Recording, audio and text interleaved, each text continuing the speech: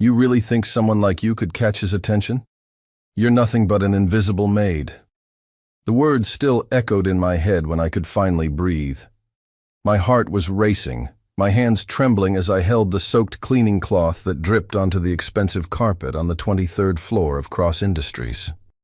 Stephanie Ashford had just crushed me with a single disdainful look, her Louboutin heels clicking on the marble like a death sentence as she walked away, laughing on the phone as if I were just another stain she needed to ignore. I should have been used to it.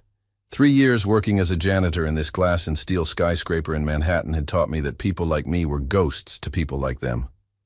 But something about that moment, maybe the casual cruelty in her voice, maybe the way she didn't even bother to lower her tone when humiliating me, made my throat tighten in a different way.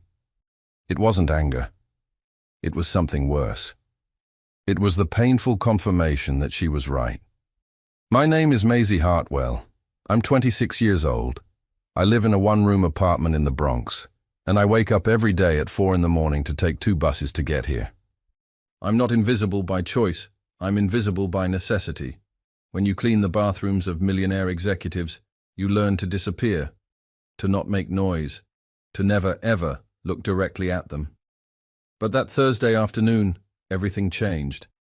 It was almost 7 in the evening when I pushed my cleaning cart down the silent hallway on the top floor, the executive floor, where only corporate gods walked. I shouldn't have been there at that hour. My supervisor, Mrs.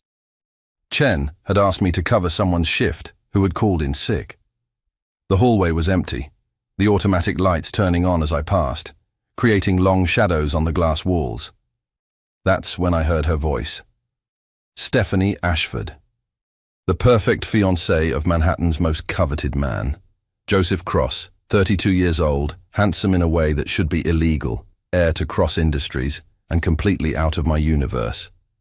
I saw him sometimes in the hallways, always serious, always focused, with those icy blue eyes that seemed to calculate the value of everything around him, including people like me. His office door was ajar, an unusual oversight, and Stephanie's voice floated into the hallway. "He can't know about us, so be more careful." I froze. My cart squeaked slightly, but she didn't notice. She kept talking, her voice low but clear in the quiet of the empty building. "Baby, you know it's just until the wedding. After that, his daddy's fortune passes to marital control and—" a husky laugh. "Well, accidents happen, especially with men who work too hard and don't pay attention to what they eat." My blood ran cold. 3 months. Just hang tight for 3 more months and we'll be richer than our wildest dreams. In the meantime, keep being the patient, discreet boyfriend. I'll handle the boring fiancé. I needed to get out of there. Immediately. I took a step back, but my cart hit the wall with a crash that was far too loud. The silence that followed was deafening. "I have to go." Stephanie's voice turned sharp. Quick footsteps in my direction. I panicked. I grabbed my cart and practically ran down the hallway, my heart thundering in my chest, the cart wheels making an infernal noise against the building's deadly silence. I managed to turn the corner and duck into the supply room seconds before I saw her pass like a hurricane of contained rage, her eyes scanning the empty corridor. There, hidden among brooms and gallons of disinfectant, with my hand pressed against my mouth to muffle my panting breath, a single question hammered in my head. What the hell did I just hear? And more importantly, what should I do with this information? I didn't sleep that night, or the next, or the one after that. Every time I closed my eyes, I heard Stephanie's voice. Accidents happen, especially with men who work too hard and don't pay attention to what they eat. She was planning to kill him. Joseph Cross, a man I'd never spoken to, whose world was so far removed from mine that we might as well live on different planets. And somehow, I was the only person who knew his life was in danger. The rational part of my brain screamed at me to stay out of it. Mind your business, Maisie. You're nobody. Who would even believe you? But the other part, the part that had watched my own father work himself to death for people who didn't even know his name, that part couldn't let it go. Monday morning arrived with gray skies and the promise of rain. I dragged myself through my usual routine, my mind a war zone of conflicting thoughts. As I cleaned the fourth-floor conference room, I rehearsed 1,000 different ways to approach him. Mr. Cross, I have information about your fiancé. Too formal. Your future wife is planning to murder you. Too insane. Hi, I'm the invisible janitor you've never noticed, and I accidentally overheard a murder plot. Too pathetic. By Tuesday, I'd convinced myself to leave an anonymous note. By Wednesday, I'd written and thrown away 17 different versions. By Thursday, I was seriously considering whether I should just quit and pretend I'd never heard anything. That's when fate, or God, or whatever cosmic force enjoys messing with people's lives, decided to intervene. It was 6:47 p.m. I was cleaning the executive floor again. Mrs. Chen kept assigning me there, probably because the regular girl was still out sick. The building was nearly empty, just a few workaholics burning the midnight oil in their glass offices. I was backing out of a conference room, pulling my cart, when I collided with something solid, or rather, someone. The impact sent my cleaning supplies flying. Bottles of spray cleaner clattered across the marble floor, rolling in different directions like escaping prisoners. Oh God, I'm so sorry, I dropped to my knees, frantically gathering the bottles, my face burning with embarrassment. It's fine. Here, let me help. The voice made me freeze. Deep, smooth, with an edge of exhaustion that made it somehow more human than I'd expected. I looked up. Joseph Cross was crouched beside me, picking up a bottle of glass cleaner, his expensive suit probably worth more than 6 months of my rent. This close, I could see details I'd never noticed from a distance. The shadow of stubble on his jaw, the tiny scar above his left eyebrow, the dark circles under those ice-blue eyes that suggested he hadn't been sleeping much either. You don't have to... Mr. Cross, I stammered, reaching for the bottle he held. Our fingers touched. It was nothing, a split-second brush of skin. But something in that moment made him actually look at me. Really look. Not through me, not past me, but at me. Have we met before? He asked, his brow furrowing slightly. Yes, 100 times. I'm the ghost who empties your trash and cleans your office. I'm nobody. I work here. Cleaning staff. Maisie. My heart stopped. He knew my name. He must have seen my shock because the corner of his mouth twitched. Not quite a smile, but close. It's on your badge. Right, of course. I was wearing my ID badge. I wasn't special. I was just literate. Right, yes, Maisie Hartwell. I grabbed the last bottle and stood up too quickly, nearly losing my balance. He stood too, steadier than me, still holding that bottle of glass cleaner like he wasn't sure what to do with it. You work late, he observed. Covering shifts. Someone's been out sick. An awkward silence stretched between us. This was my chance. This was the perfect moment to say something. To warn him. To tell him his fiancée was a monster who was planning to... Mr. Cross, I need to... Joseph, darling. The voice sliced through the air like a knife. We both turned to see Stephanie gliding down the hallway, a vision in a white designer dress, her blonde hair perfectly styled, her smile perfectly practiced, and perfectly fake. There you are. I've been looking everywhere for you. Her eyes slid to me, and for just a moment, less than a second, I saw recognition flash across her face. She'd seen me that night. She knew I'd been in that hallway. My blood turned to ice. I was just helping. Joseph glanced at my badge again. Maisie. She dropped some supplies. How charitable of you. Stephanie's smile didn't waver, but her eyes were glacial. I'm sure she can manage from here. We have dinner reservations, remember? She linked her arm through his possessively, already steering him away. Joseph glanced back at me once. You were saying something? 3 words. That's all it would take. She's going to kill you.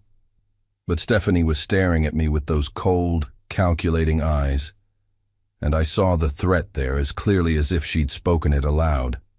Say something, and you're dead too. Just thank you for helping, I whispered. He nodded and let Stephanie pull him away, her laughter echoing down the hallway like broken glass. I stood there alone with my cleaning cart, my heart pounding, my hands shaking. I'd had my chance, and I'd blown it. But as I watched them disappear around the corner, him tired and noble, her predatory and triumphant, I made a decision. I didn't know how yet. I didn't know when. But I was going to save Joseph Cross's life, even if it destroyed mine in the process. The note was crumpled in my hand, sweaty from being clutched too tightly for the past 20 minutes. Your life is in danger. Your fiancée is not who you think she is. Please be careful what you eat or drink around her. A friend. Pathetic, vague, completely unbelievable. But it was all I had. I stood outside Joseph's office at 5:47 a.m. Friday morning, the building still dark and silent except for the hum of the heating system. His door was locked, obviously, but I could slip the note underneath. He'd find it when he arrived. He'd read it. Maybe he'd believe it. Maybe he'd investigate. Or maybe he'd think some crazy stalker was harassing him and increase security. My hand was inches from the door when I heard the elevator ding. Panic seized me. It was too early for anyone to be here. I grabbed my cart and bolted toward the supply closet, my heart hammering against my ribs. The footsteps were measured, confident. I peeked through the crack in the closet door. Joseph Cross walked past, coffee in hand, looking like he'd already been awake for hours. He stopped at his office door, balanced his coffee on his briefcase, and pulled out his keys. He was here, right there, 10 feet away. Do it. Just do it. Give him the note.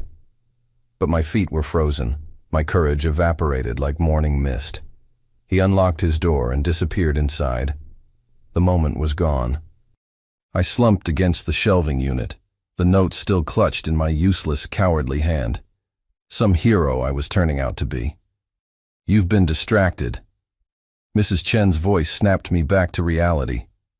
It was 2 p.m., and I was supposed to be cleaning the 21st floor executive bathrooms.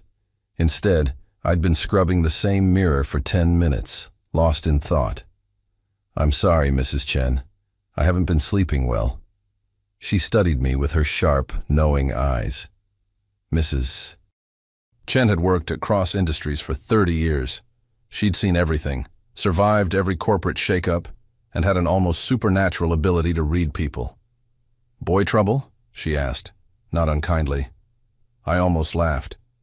If only it were that simple. Something like that. She didn't look convinced, but she let it drop. Finish up here, then do Mr. Cross's office. He requested a cleaning before his 4 p.m. meeting.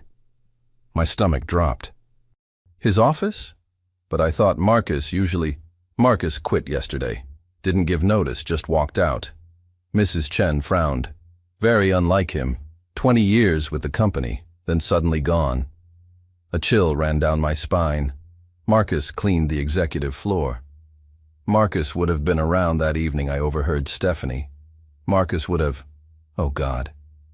Mrs. Chen, did Marcus say why he quit? No, but he looked scared. She handed me a master key. Mr. Cross's office. Don't keep him waiting. I knocked 3 times on Joseph's door at exactly 3:47 p.m., my hands trembling slightly. Come in. He was behind his massive desk, surrounded by papers, his jacket discarded, sleeves rolled up to his elbows. He looked exhausted, and somehow more real than the polished executive I usually saw in the hallways. Oh. Maisie. Was it my imagination, or did his expression soften slightly? Right. The cleaning. I can come back if you're busy. No, it's fine. I need to finish this anyway. He gestured vaguely at the chaos on his desk. Just do what you need to do. I started with the windows, hyper-aware of his presence, my mind racing. This was my chance. We were alone. I could tell him everything. But what if he didn't believe me? What if he thought I was crazy? What if Stephanie found out I'd told him? What if Marcus quit because he saw something he shouldn't have? Maisie, I jumped, nearly dropping my spray bottle. Joseph was watching me, his brow furrowed with concern. You seem nervous. Is everything okay? I'm fine, sorry, just tired. You said that the other night too.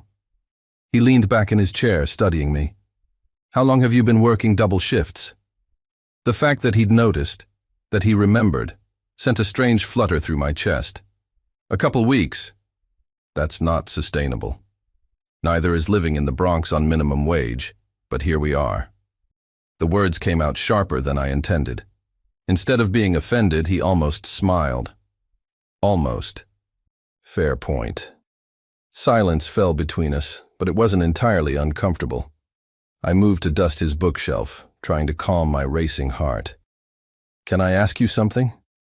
His voice was quieter now. Sure. That night when we ran into each other, you were going to tell me something. What was it? My throat went dry. I turned to face him, and those ice-blue eyes were focused entirely on me, patient and genuinely curious. This is it. Tell him. Tell him everything. The door burst open. Stephanie swept in like a hurricane in Chanel, her smile bright and predatory. Darling, I know you're busy, but I need your credit card. The wedding planner needs a deposit for the... She stopped mid-sentence when she saw me. The temperature in the room dropped 20 degrees. You, she said flatly. Miss Ashford. I kept my voice steady, even though every instinct screamed at me to run. Joseph, why is the help interrupting your work? Her voice was honey-sweet, but her eyes were pure venom. She's cleaning, Stephanie. I requested it. Well, surely she can come back later. We need to discuss the menu for Saturday's engagement party. She moved to his side, possessive, marking her territory. Joseph's jaw tightened slightly. The party I've been asking to postpone? Don't start that again. Her laugh was forced. Everyone's already confirmed. Your parents, the board members, half of Manhattan society. We can't cancel now. I didn't say cancel. I said postpone. I have the merger to finalize and you'll finalize it. You always do. She leaned down, kissed his cheek, leaving a perfect lipstick mark. Because you're brilliant and dedicated and mine. Her eyes flicked to me on the word mine. The message was clear. I should go, I said quietly, gathering my supplies. Yes, you should, Stephanie agreed, her smile sharp as a blade. As I pushed my cart toward the door, Joseph called out, Maisie? I turned. That thing you were going to tell me. Don't forget. Stephanie's expression could have frozen hell itself. I nodded and fled, my heart pounding, the note still burning a hole in my pocket. But as I reached the elevator, I realized something. Joseph wasn't happy with Stephanie. There was tension there, cracks in the perfect facade, and he'd noticed me, really noticed me. Maybe, just maybe, I had more of a chance than I thought. I just had to stay alive long enough to take it. You're coming to the party. I stared at Mrs. Chen like she'd just spoken Martian. What party? Mr. Cross's engagement party, Saturday night. They need extra staff to serve. She handed me a crisp white server's uniform. Time and a half pay. You need the money, don't you? I did, desperately. But walking into a room full of Manhattan's elite, serving champagne to Stephanie Ashford while she celebrated her engagement to the man I was trying to save. That sounded like a special kind of hell. Mrs. Chen, I don't think... The regular catering company canceled last minute. Mr. Cross specifically requested staff he trusts. Your name came up. She raised an eyebrow. He asked for you personally. My heart did a stupid little flip. He did? Don't let it go to your head. You're punctual and thorough. That's all. But there was a knowing glint in her eye that said she suspected otherwise. That's how I found myself Saturday evening, standing in the grand ballroom of the Ashford estate in the Hamptons, wearing a uniform that was slightly too tight, and wondering what fresh nightmare I'd walked into. The ballroom was obscene. Crystal chandeliers the size of small cars, marble floors so polished you could see your reflection, ice sculptures that probably cost more than my yearly salary.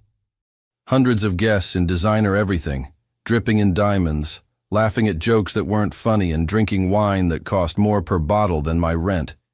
And in the center of it all, like a queen holding court, stood Stephanie Ashford. She was stunning, in a silver gown that hugged every curve, her blonde hair swept up elegantly, her smile radiant and completely fake. She had her arm looped through Joseph's, showing him off like a prize she'd won. Joseph, for his part, looked miserable. Oh, he hid it well behind his corporate mask, shaking hands and making small talk. But I could see the tension in his shoulders, the way his smile never reached his eyes. "Champagne, miss?" I turned to find myself face to face with another server, a kind-looking woman in her 50s. "I'm supposed to be serving, not drinking," I said with a nervous laugh. "First time at one of these?" At my nod, she smiled sympathetically. "Stay invisible, move quickly, and whatever you do, don't make eye contact. They don't like to be reminded that the help has faces." Comforting. I grabbed a tray of champagne flutes and waded into the crowd, invisible once again. "I heard he's worth $500 million. More like $1 billion. The cross-fortune is old money and new money combined. Lucky girl, that Steph. Though between you and me, I heard she was seeing that tennis instructor before." "Carlos?" "Oh, everyone knows about Carlos." I froze mid-step, champagne tray balanced precariously on my hand. Two women in couture gowns stood near the bar, gossiping behind their wine glasses.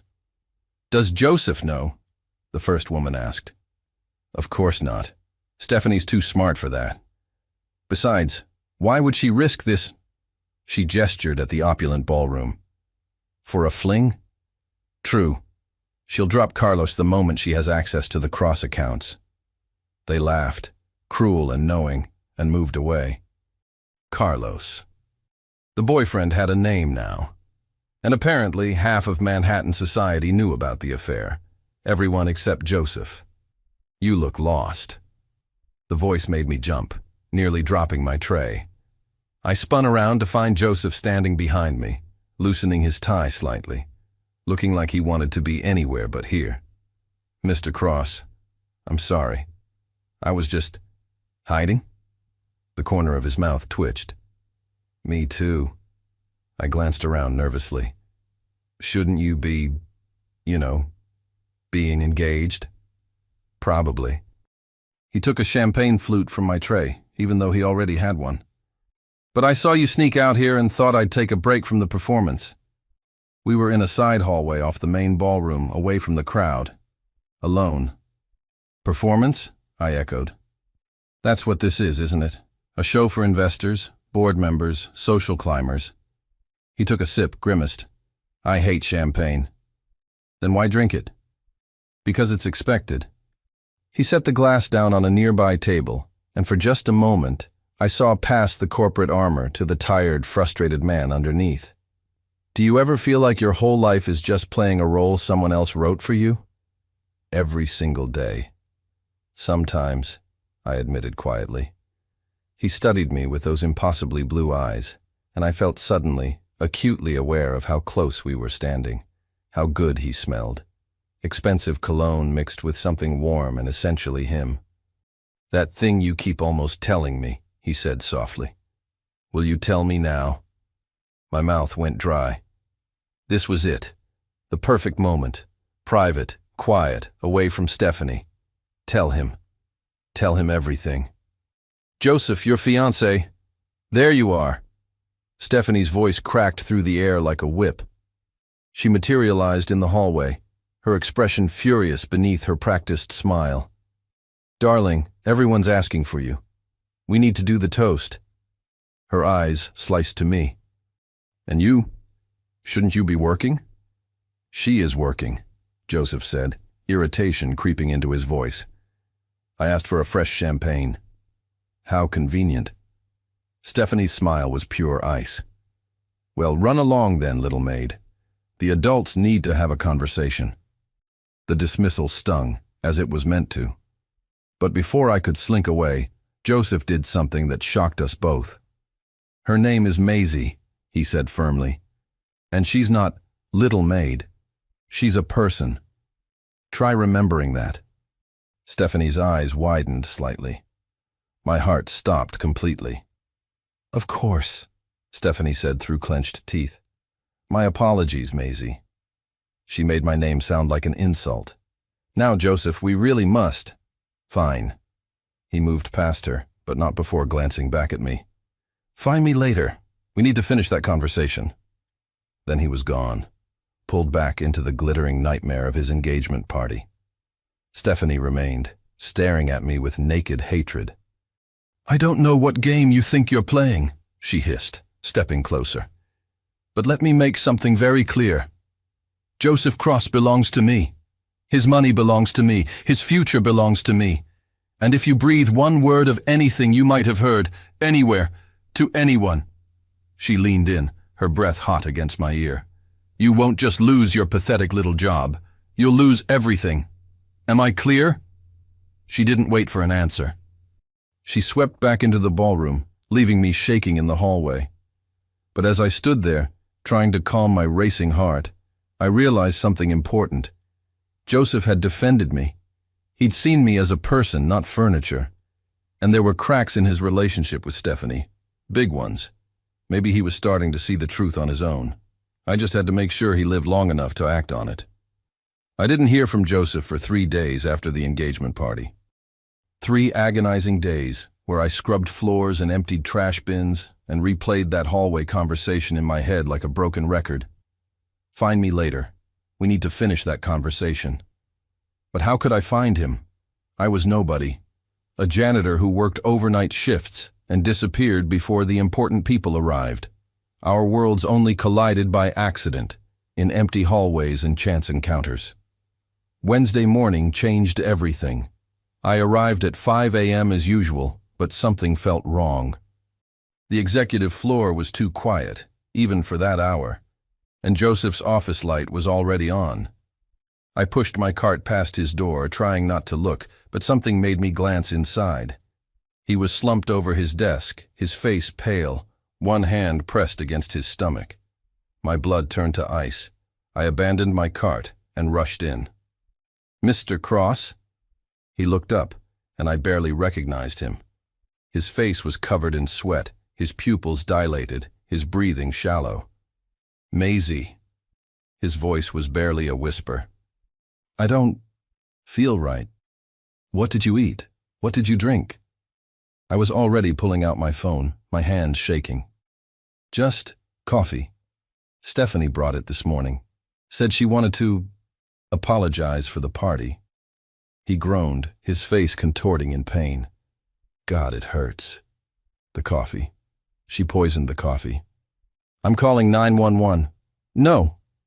His hand shot out, gripping my wrist with surprising strength. "No hospitals, bad press. The merger. You could be dying." "I'm fine. Just food poisoning. Happens." He tried to stand and immediately collapsed. I caught him, barely, his weight nearly taking us both down. He was burning up, his shirt soaked through with sweat. "Okay, screw the merger. We're getting help." I lowered him to the floor, grabbed my phone. The office door opened. Stephanie stood there, perfectly dressed, perfectly made up, with 2 security guards behind her.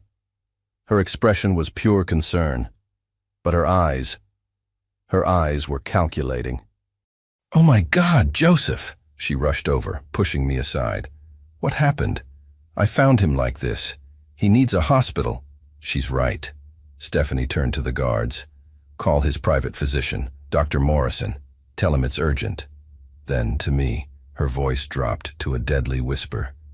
"You can go now." "But..." I said, "Go!" Her smile was venomous. "Unless you want me to report that you were found alone in my fiancé's office at 5 in the morning. I'm sure Mrs. Chen would love to hear about that." The threat was clear.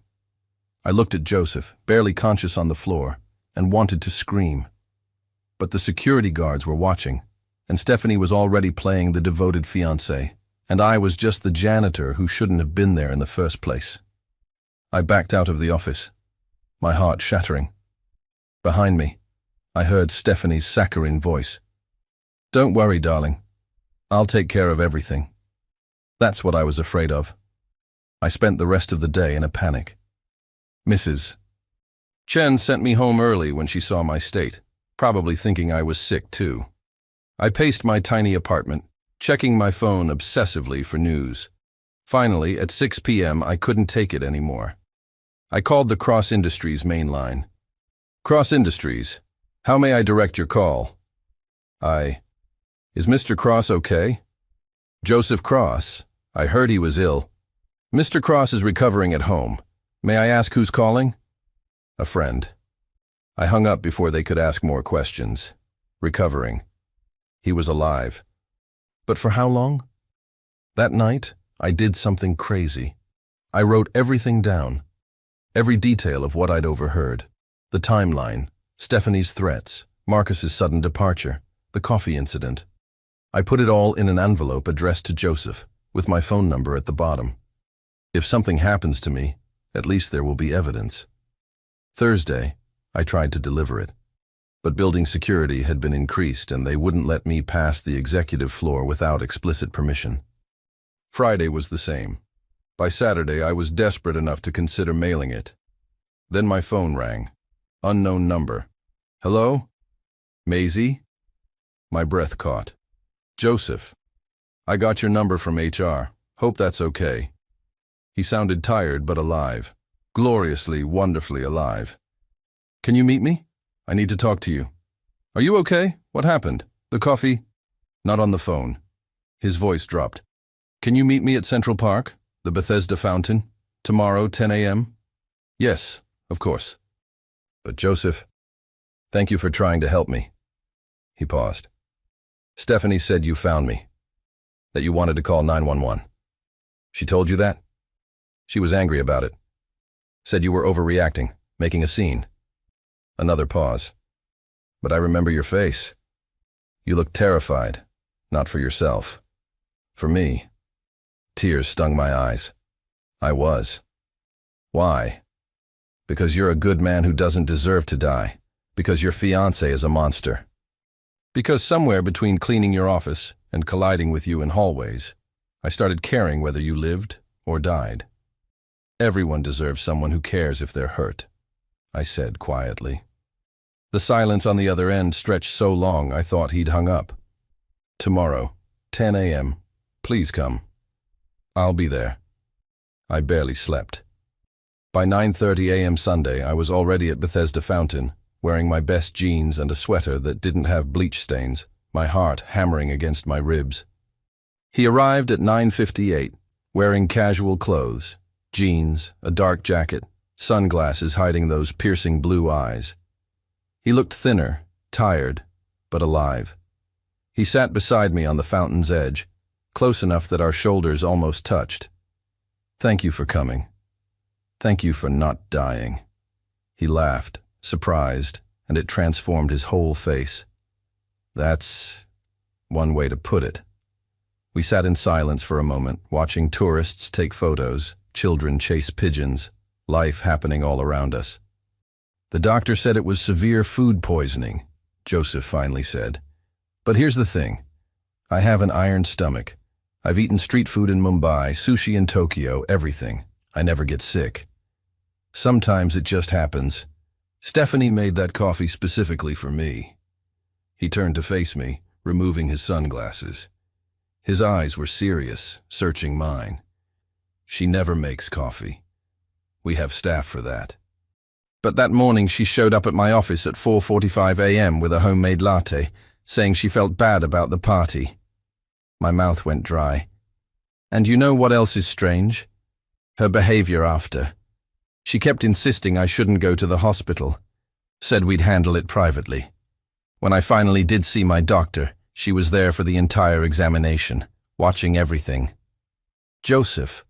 And then there's you." He leaned closer, his voice dropping. 3 times now you've tried to tell me something. Each time, Stephanie appeared and shut it down. That's not coincidence. No, I whispered. It's not. So tell me now, please. What is it you keep trying to say? I looked into those blue eyes, saw the intelligence there, the willingness to listen, and I made my choice. Your fiancé is planning to kill you. The words hung in the air between us like a grenade. She has a boyfriend, Carlos, the tennis instructor. I heard her on the phone. She said once you're married, your father's fortune transfers to marital control, and then accidents happen. She's going to murder you for your money. I expected shock, denial, anger. Instead, Joseph just nodded slowly, like I'd confirmed something he'd already suspected. When did you hear this? 2 weeks ago, Thursday night, late. I was cleaning the executive floor, and you've been trying to warn me ever since. Yes. He stood abruptly, pacing, running his hand through his hair. God. I'm such an idiot. You're not. I am. He turned back to me, and the raw emotion in his face made my heart ache. I've known something was wrong for months. The way she looks at me, like I'm a bank account with legs. The phone calls she takes in private. But I kept telling myself I was paranoid, that I was too suspicious, that... He stopped. Why didn't you just send me an email, a text? Would you have believed an anonymous message from a janitor? Probably not, he admitted. But you kept trying anyway, even after Stephanie threatened you. How did you...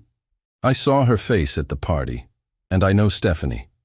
She doesn't tolerate threats to her plans. He sat back down beside me, closer this time. You put yourself in danger for me. Why? Because you're kind to people everyone else ignores. Because you notice when I'm tired. Because you defend me to your fiancé. Because you're a good man in a world that doesn't deserve you. Because it was the right thing to do, I said simply. He looked at me for a long moment, and something shifted in his expression. Something warm and wondering and terrifying. Maisie Hartwell, he said softly, I think you might have just saved my life. So, what now? A slow, dangerous smile spread across his face. Now? Now we make sure Stephanie Ashford gets exactly what she deserves. You want me to do what? Joseph leaned back in the booth of the small diner in Queens, far from Manhattan, far from anyone who might recognize him, and repeated calmly, Pretend nothing's changed. Keep cleaning, keep working. But now you're my eyes and ears. We'd been planning for 2 hours, fueled by coffee and the cheapest pancakes in New York. It felt surreal, sitting across from Joseph Cross in a vinyl booth with cracked leather, like 2 different universes had collided. Joseph, she already suspects me. If she catches me, she won't, because I'm going to give her exactly what she wants, a distracted, trusting fiancé. His jaw tightened. I'll play along with the wedding plans, be the perfect groom, while we gather evidence. Evidence of what? We can't prove she poisoned you. No, but we can prove the affair. He pulled out his phone, showing me a private investigator's contact. I'm hiring someone to follow Carlos. Photo evidence, phone records, everything. When we have enough, I'll confront her publicly, break the engagement, and she gets nothing. It was a good plan. Clean, legal, safe, but something in my gut twisted. What if that's not enough? I asked quietly. What if she's too far in to just walk away? She talked about accidents, Joseph. She's planning your murder. Then we'll go to the police. With what? A conversation I overheard? That's hearsay. Without proof? Then we get proof. He reached across the table, his hand covering mine. The touch sent electricity through my entire body. Together. I looked down at our hands, his large, warm, protective, mine small, calloused from years of manual labor, and something in my chest cracked open. Why are you trusting me? I whispered. You don't even know me. I know you risked everything to warn me. I know you found me dying and stayed when you could have run. I know. He paused, his thumb tracing small circles on my hand. I know that in 3 years, You're the first person in that building who's looked at me like I'm human instead of a dollar sign. Our eyes met, and the air between us crackled with something dangerous and inevitable. Joseph, your fiancé, will be my ex-fiancé soon enough. His voice was firm. This engagement was arranged by our families, Maisie. A business merger disguised as a marriage. I never loved Stephanie, and she certainly never loved me. But I was too stupid or too stubborn to see what she really wanted until you showed me. And what do you want? The question hung between us, loaded with meaning. I want to be free, he said softly, and I want to know the woman brave enough to stand up to a monster for a stranger. My heart was doing dangerous things, impossible things. We should focus on the plan, I managed, pulling my hand away before I did something stupid. Like fall completely for a man so far out of my league, we might as well be different species. If I was disappointed by the flicker in his eyes, I told myself it was for the best. The plan went into effect Monday morning. I returned to my normal schedule, cleaning floors and emptying trash, invisible again. But now I had a secret phone, a burner Joseph had given me, hidden in my cleaning cart. And I had a mission. Joseph played his part perfectly. He was attentive to Stephanie, agreeing to wedding plans, smiling for photos she posted on social media. The perfect fiancé. But twice a day he'd text me updates. And twice a day, my heart would do that stupid flutter thing. Wedding venue finalized. She chose the most expensive option. Shocking. Caught her on the phone again. Definitely Carlos. PI is following him now. How are you? Did you eat today? That last one made me stare at my phone for 10 minutes. By Wednesday, we had photos. Carlos and Stephanie at a hotel in Midtown, kissing in his car, shopping together while Joseph was in meetings. It's enough, Joseph texted. I'm ending it Friday. Public venue. Lots of witnesses. She can't spin this. Be careful. Always. Meet me Thursday night? Same diner? Yes. I shouldn't have been excited. This was business, strategy. But I counted down the hours like a teenager with a crush. Thursday afternoon, everything went wrong. I was cleaning the conference room adjacent to Joseph's office when I heard raised voices. Stephanie and someone else, a man with a thick accent. Carlos. I froze, my hand on the door handle. You promised me we'd go to Fiji this weekend. Carlos's voice was petulant. Keep your voice down, you idiot. Joseph's right next door. So? You said he's clueless, that he believes everything you tell him. He does, but we can't be careless. Not now. The wedding is in 6 weeks. 6 weeks I have to watch you play happy couple with that boring man is worth $1 billion. Shut up and be patient. What about the other problem? Carlos's voice dropped. That cleaning girl. The one you said was snooping. My blood turned to ice. Maisie? She's nobody. Easily handled. You sure? She sees everything, Steph. What if she won't. Because if she says anything, she'll have a tragic accident. Lots of dangerous equipment in a cleaning closet. Slip and fall, hit her head. So unfortunate. I backed away from the door, my hands shaking, my breath coming in short gasps. I had to get out. Had to warn Joseph. I backed directly into someone. I spun around, a scream caught in my throat. Joseph stood there, his face carved from stone, his eyes blazing with fury. He'd heard everything. Before I could speak, he pressed a finger to his lips, then grabbed my hand and pulled me down the hallway, away from the conference room, into an empty office. Tell me you recorded that. No. I didn't have my phone. Damn it. He paced like a caged animal. She just threatened to kill you. Carlos is real, it's all true. Joseph, we have the photos. Just end it. Publicly, like you planned. And then what? She threatens you again? She makes good on that threat? He stopped pacing, his hands gripping my shoulders. I won't let her hurt you, Maisie. I can't. I knew the risks. I don't care about the risks. His voice cracked. I care about you. God help me, I've known you for 2 weeks, and I care about you more than I ever cared about her. The world stopped spinning. Joseph, I'm calling the police. Right now. We'll tell them everything. They won't believe us without proof. She'll deny it all, and then she'll know we're onto her, and…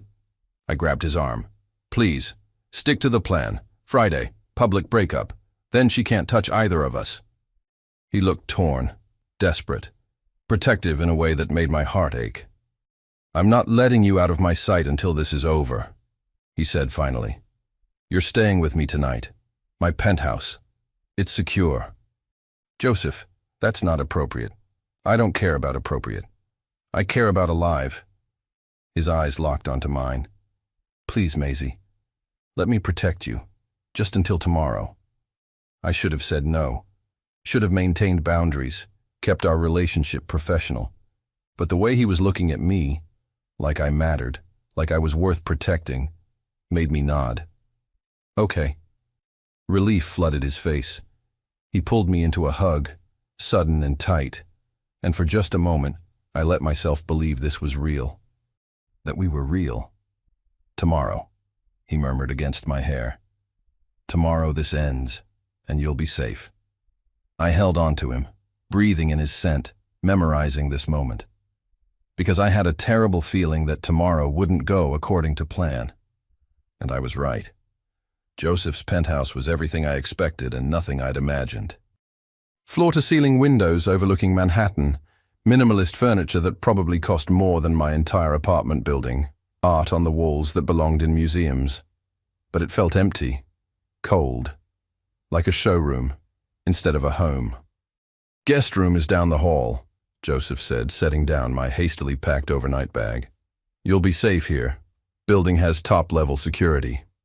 Joseph, I can't stay here. If anyone finds out, no one will. He ran a hand through his hair, exhausted.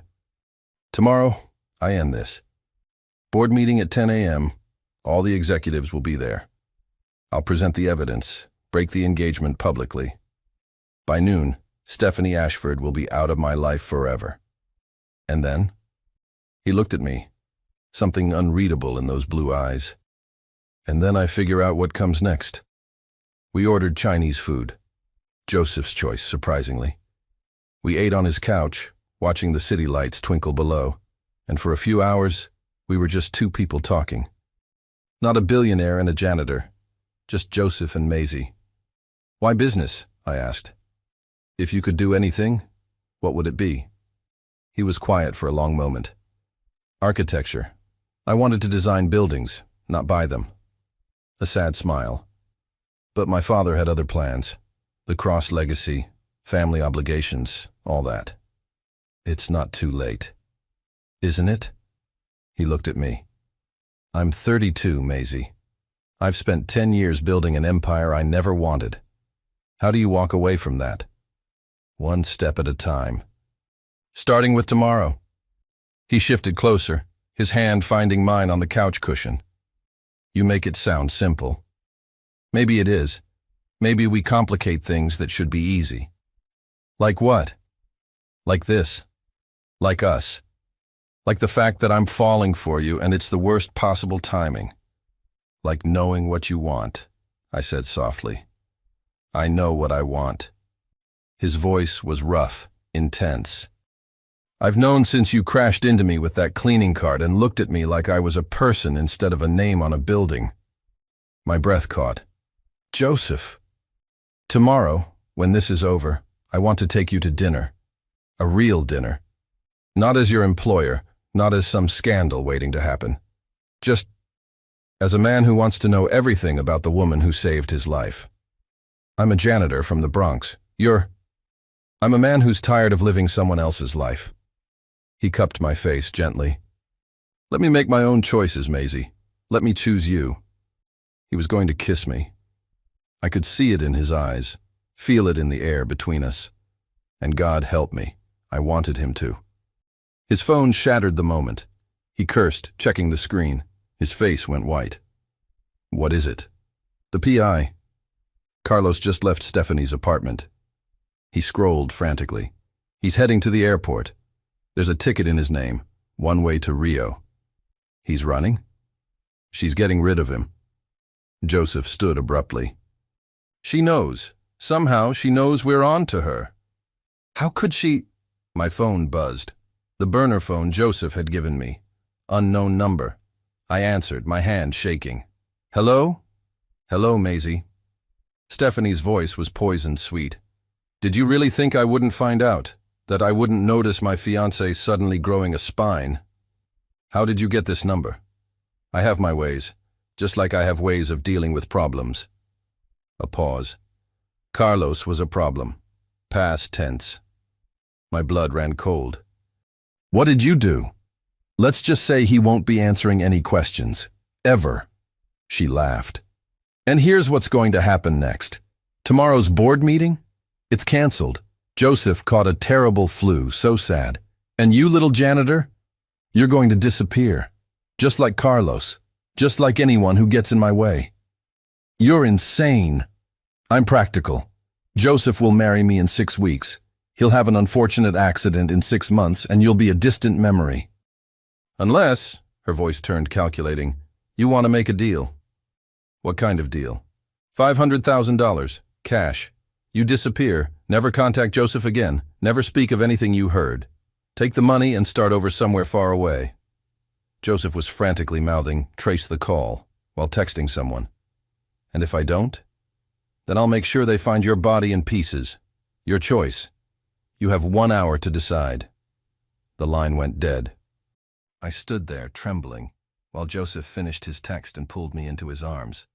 She killed Carlos, I whispered. She actually killed him. We don't know that for sure. Joseph, she's coming for me. For us. Then we go to the police. Right now. He grabbed his jacket. We'll tell them everything. The lights went out. Total darkness except for the city lights through the windows. Backup generator should kick in, Joseph said, but I could hear the fear in his voice. It didn't. Joseph, the security system runs on the building's power. He pulled out his phone, using it as a flashlight. Someone cut the power to this floor. A sound from the hallway. The door handle turning. The deadbolt, I breathed. Locked. She can't. The door exploded inward with a crash. 2 figures in black, faces covered. Joseph shoved me behind him. Run!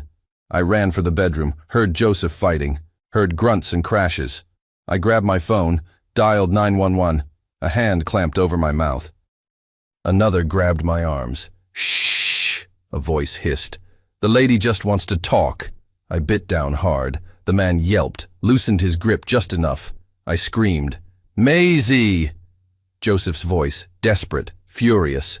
More crashing, then silence. Too much silence. Joseph? He's taking a nap, one of the men said, dragging me toward the living room. I saw Joseph on the floor, a gash on his head, blood pooling beneath him. No! I fought like a wild thing, kicking, biting, scratching. And then the elevator doors opened, and Stephanie stepped out, pristine in white, smiling like the devil.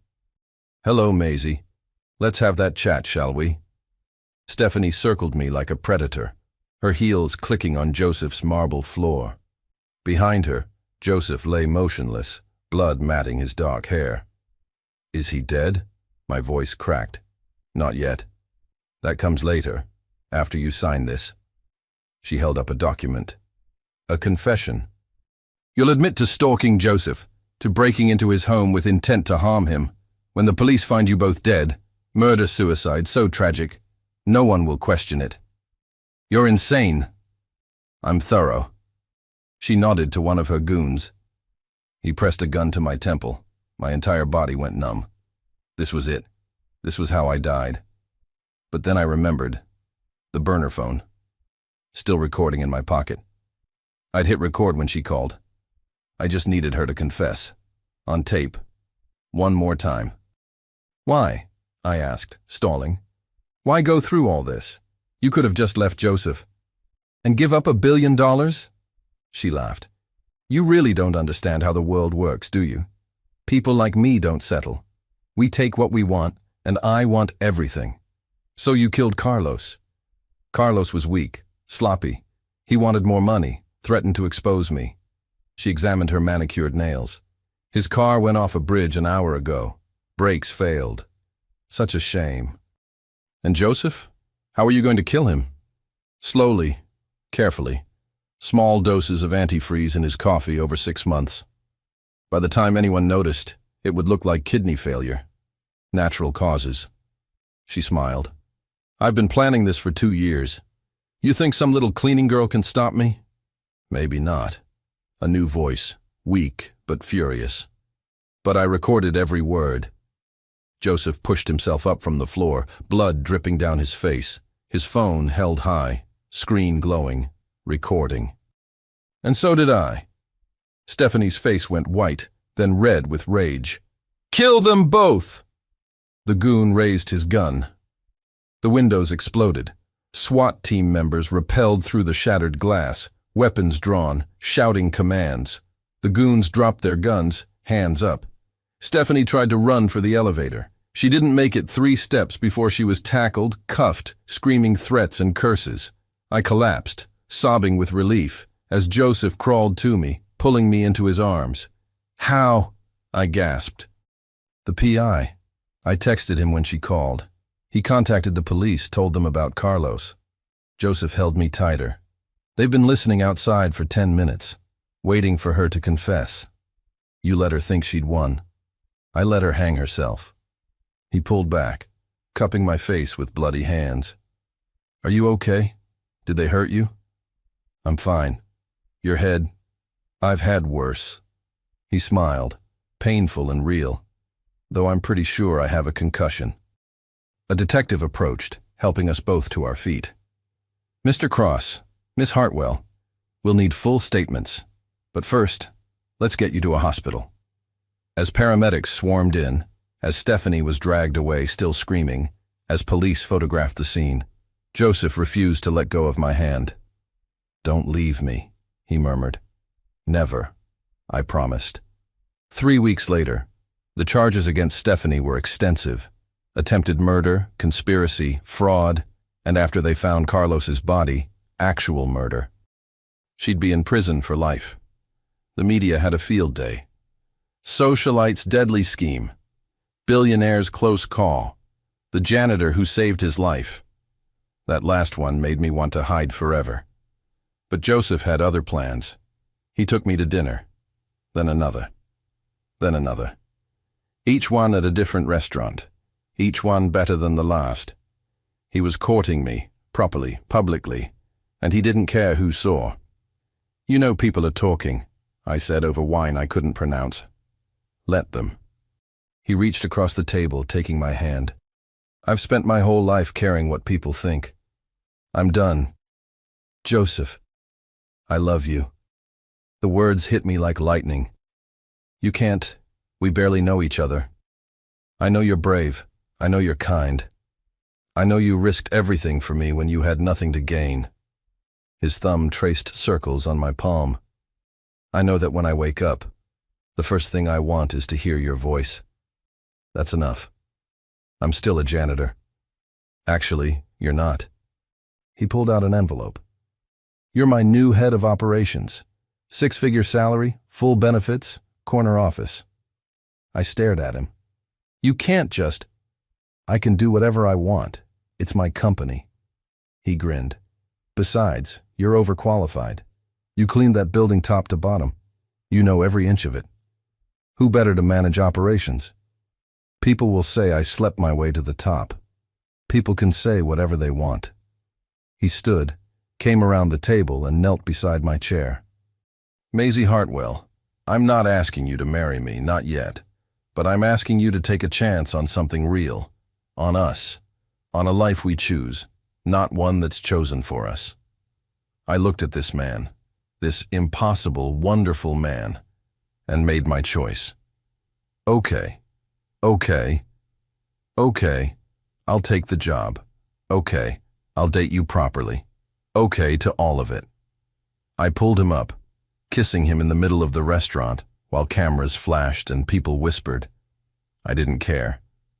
For the first time in my life, I was choosing happiness over fear, and it felt like flying. 2 years later, The warehouse in Brooklyn had seen better days. Peeling paint, broken windows, a foundation that probably violated every building code in New York.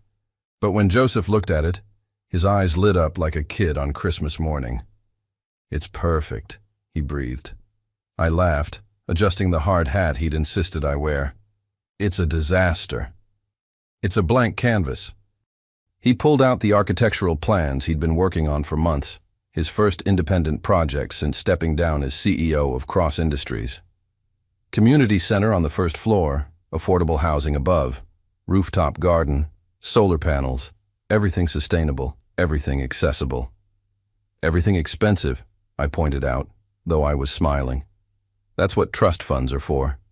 He wrapped his arms around me from behind, resting his chin on my shoulder.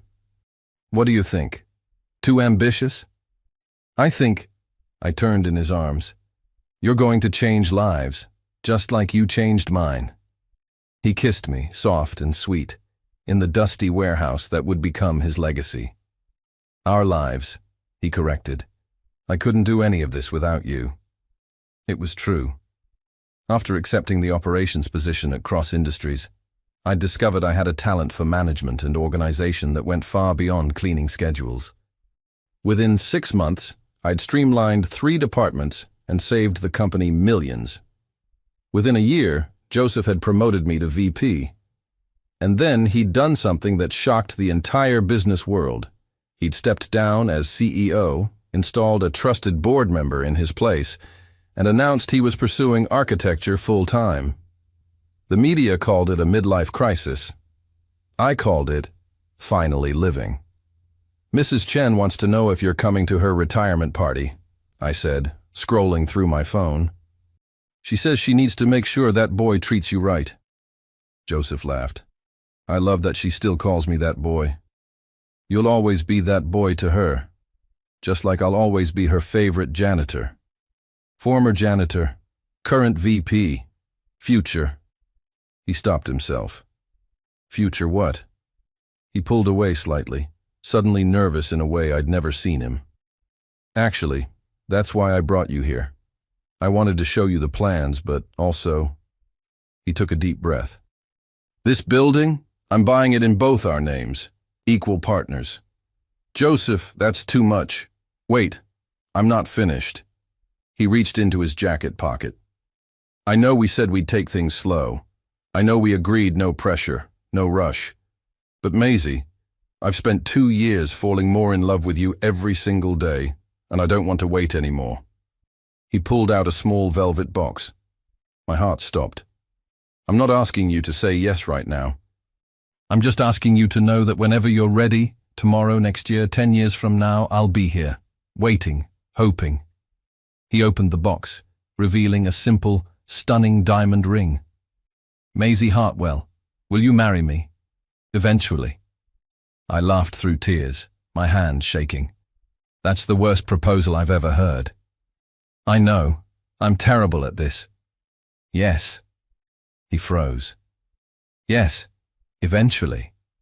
Yes now, yes tomorrow, yes always." I grabbed his face and kissed him hard. "Yes to all of it, you beautiful idiot."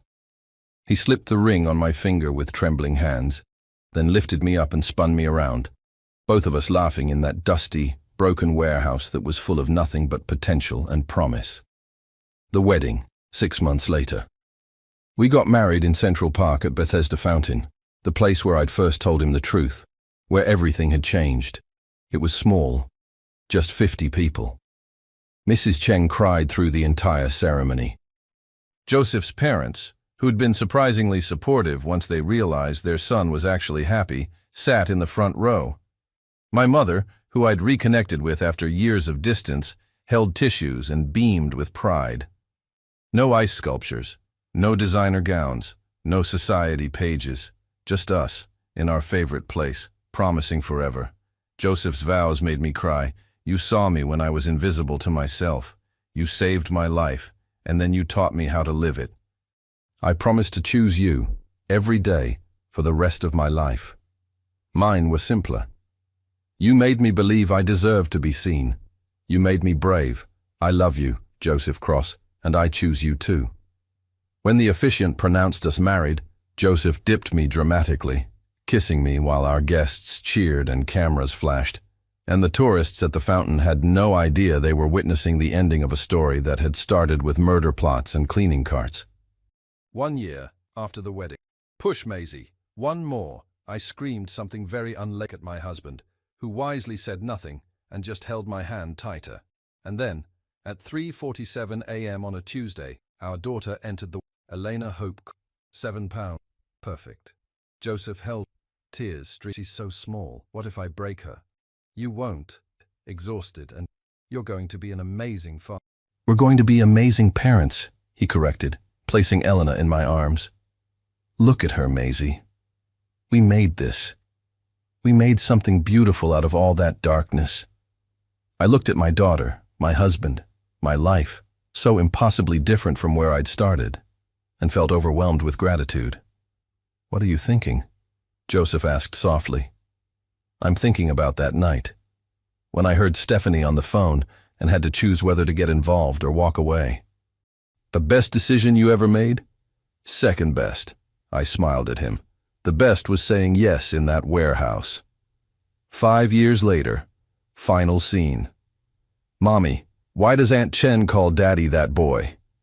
Elena, now 5 and full of questions, tugged on my sleeve as we watched Joseph cut the ribbon on the Brooklyn Community Center, his first completed project, now serving 300 families. Because, I knelt down to her level, your daddy and I have a very special story. One day when you're older, I'll tell you all about it. Is it a princess story? Better. I tapped her nose. It's a real story. Joseph finished his speech, found us in the crowd, and made his way over. He'd aged beautifully, silver threading through his dark hair, laugh lines around his eyes, the look of a man who'd found his purpose. He scooped Elena up, kissing her cheek. What do you think, princess? Did Daddy do good? It's beautiful. She pointed at the building. Can I go see? After the tour, I promise. He set her down, and she ran off to join Mrs. Chen, who'd come out of retirement specifically for today's celebration. Joseph pulled me close, his arm around my waist. You know what today is? The center opening. 7 years ago today, you crashed into me with a cleaning cart. I laughed. That's what you're celebrating? I'm celebrating the day my life started making sense. He kissed my temple. The day a brave woman decided to save a stranger and ended up saving herself. We saved each other, I corrected. We did, didn't we? We stood there, watching our daughter play, watching the community celebrate, watching the life we'd built from nothing but courage and chance. Behind us, the Brooklyn Community Center bore a plaque, dedicated to second chances, new beginnings, and the extraordinary courage of ordinary people, built with love by Joseph and Maisie Cross. And below that, in smaller letters, a quote Joseph had insisted on. Sometimes the person who saves your life is the one you never knew you needed. I leaned into my husband, my partner, my best friend, and smiled. We'd started in darkness, murder plots and threats and fear, but we'd chosen light. We'd chosen love. We'd chosen each other. And that, I thought, was the best ending of all. The end.